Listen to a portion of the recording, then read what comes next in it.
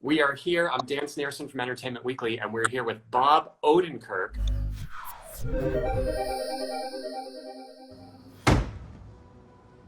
Who are you? I'm just a man who's looking for someone. Star of Nobody, the action thriller from the folks who brought you John Wick and Atomic Blonde. I believe it opened number 5, no, number 4, number 3, no, number 1 at the box office, if that's correct. Am I fact checked right? You're right. Okay. Okay, and it arrives today, April 16th on PVOD.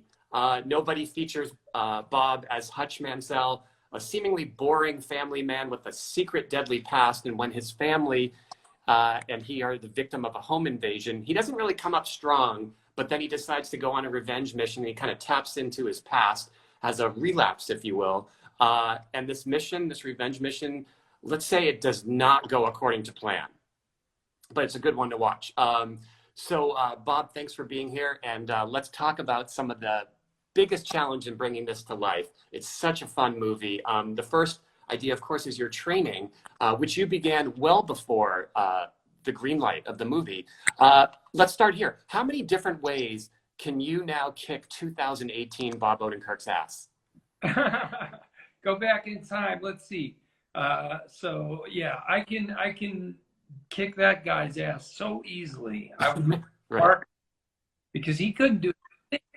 Look, Dan, you know me. I was a comedy writer for 25 years, and I did really well at comedy writing, and I enjoyed it a lot.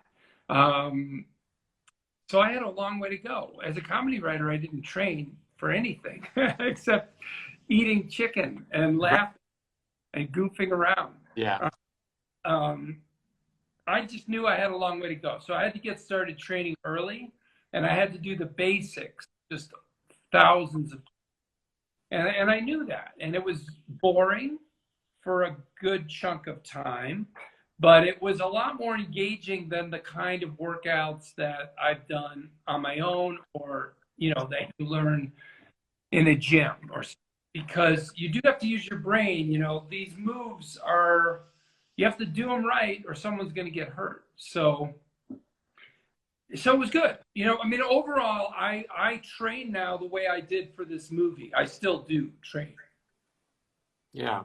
Well, you're not using humor as a crutch in this film, and I definitely want to talk to you about that. Like you went from this transition, like you said, a comedy writer, into Breaking Bad and Saul Goodman, and then into Better Call Saul. And that was a big leap in terms of acting, and you more than rose to the challenge, and you've got a lot of Emmy nominations to prove it.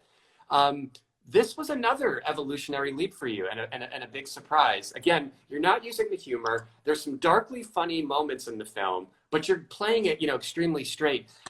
Why was that so important to you to try something like this? And how challenging was it for you and Ilya, the director, to kind of strip yourself of one of your biggest assets? It was the hardest thing, Dan. The fighting and training for that took time. But the hardest thing is, rather, maybe not the hardest thing, but the biggest journey I made in making Nobody was to play a character who isn't ironic and isn't making jokes all the time.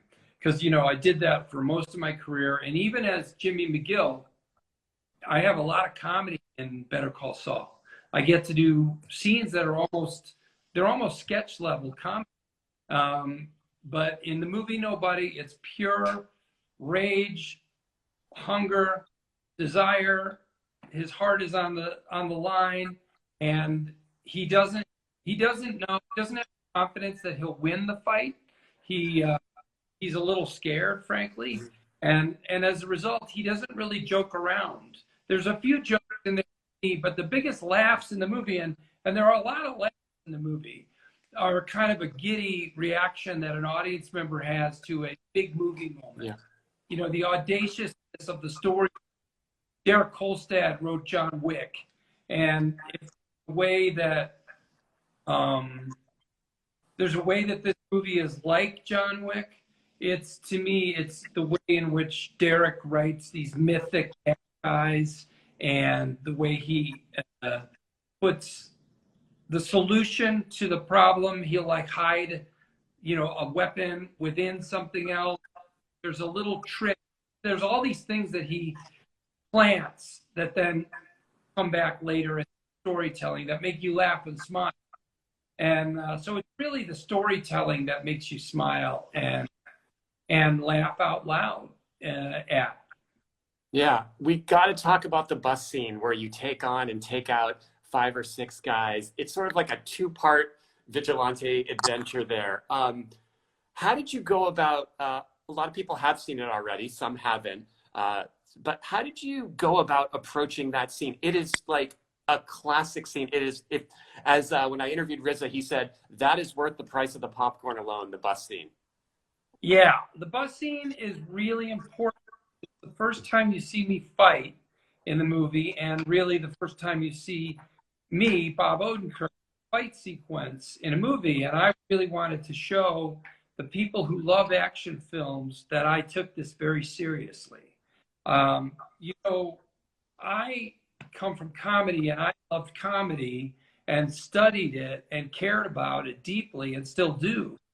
But there are people who feel equally about action movies. They know them all. They've watched them closely. They compare them, and they take it very seriously, and they should. It's an art form. And I wanted to show those people with that bus scene that I was here to play hard in their world and to respect it.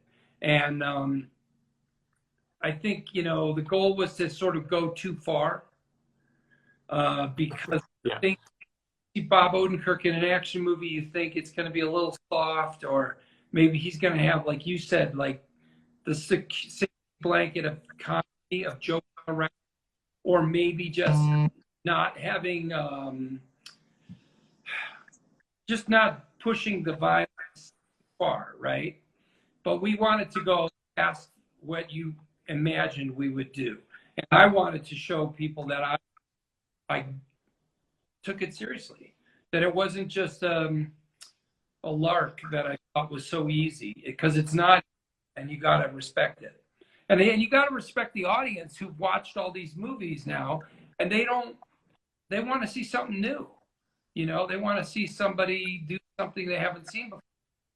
So, I love Jackie Chan Police Story, and my favorite action film.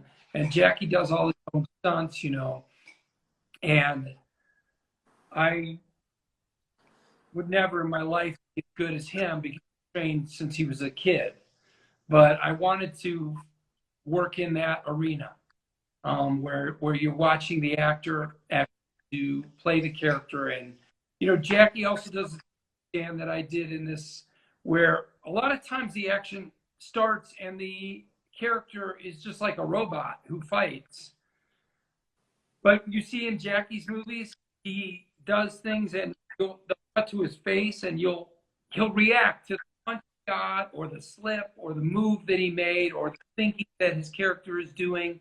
And I wanted to do that, where you're still acting even in the middle of the fight.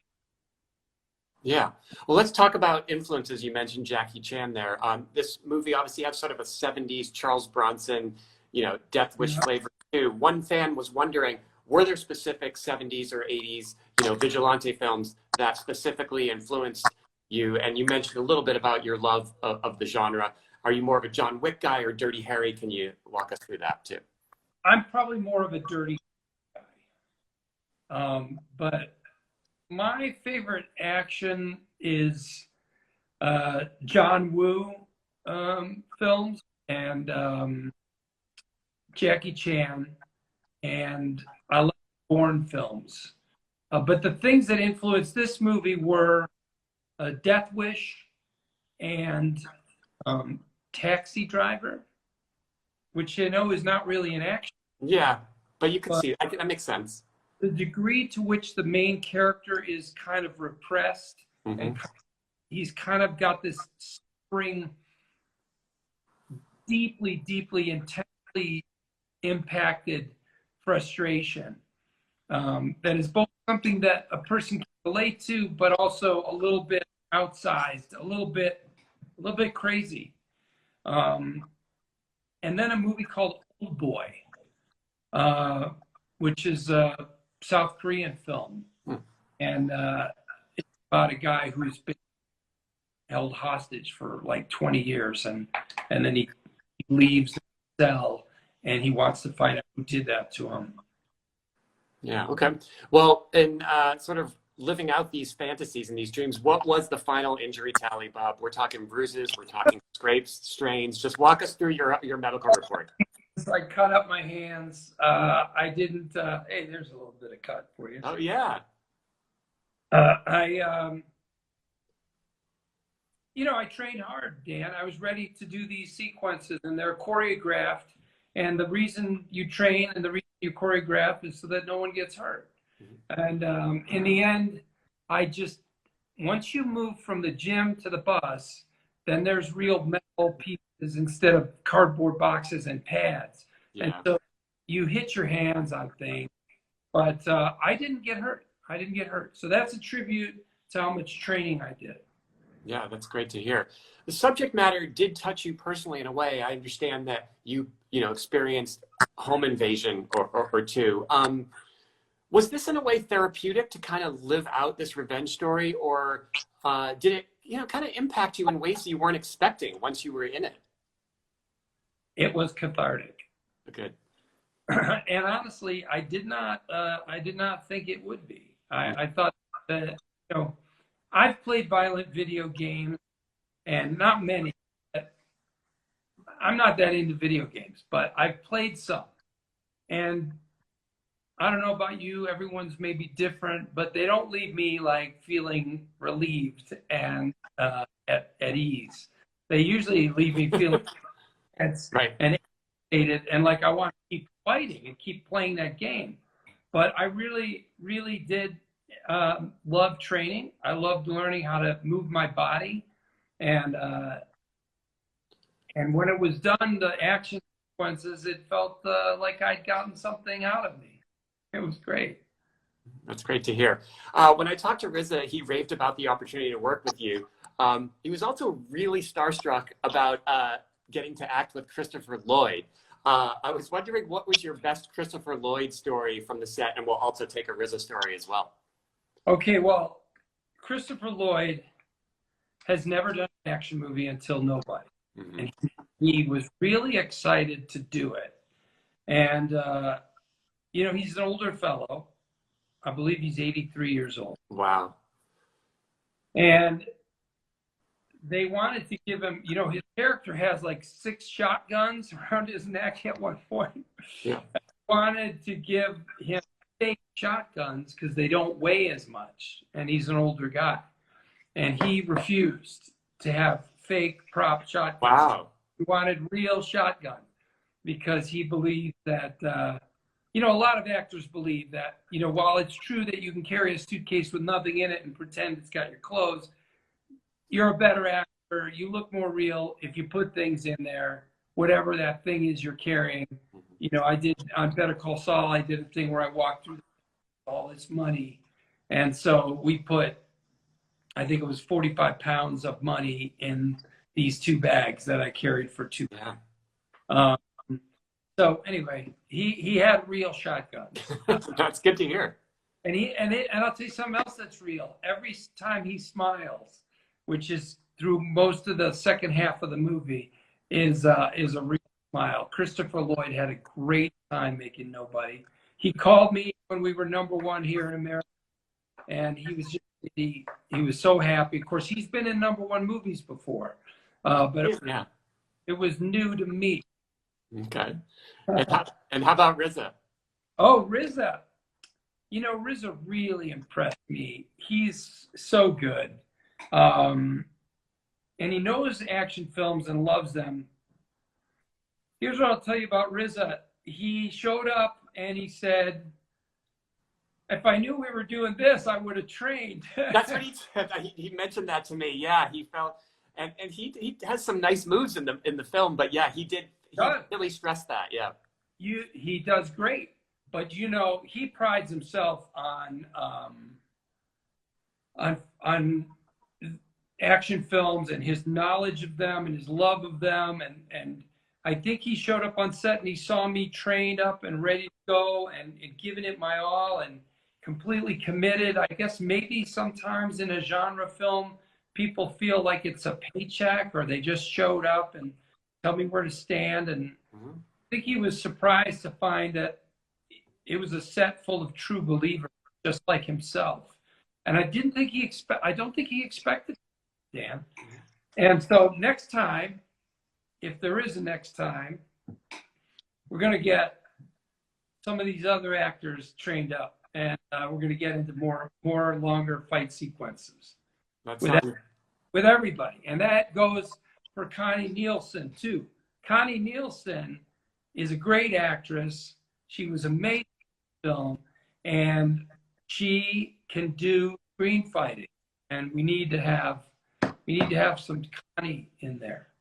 Okay, yeah, no, that sounds great. Which was a question that we were getting on Instagram when we put a request out is, what are the hopes for a sequel, would you say? My hopes are great. All right. All right. I don't know, Dan, I can't, look, Derek Colstad set us up because I didn't die.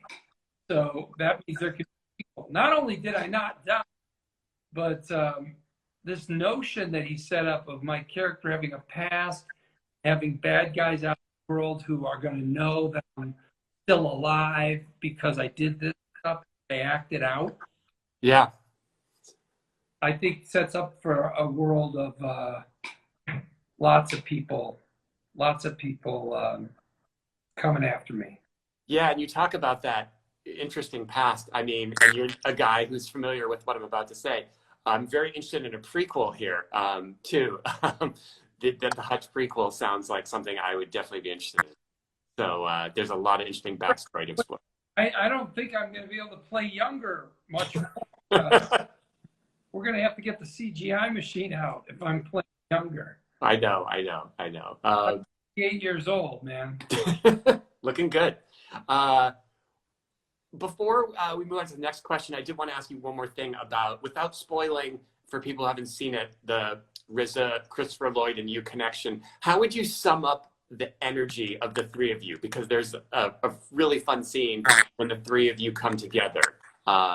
What would be your best way of kind of describing that chemistry and that energy of the three of you? Three guys cutting loose. Mm-hmm.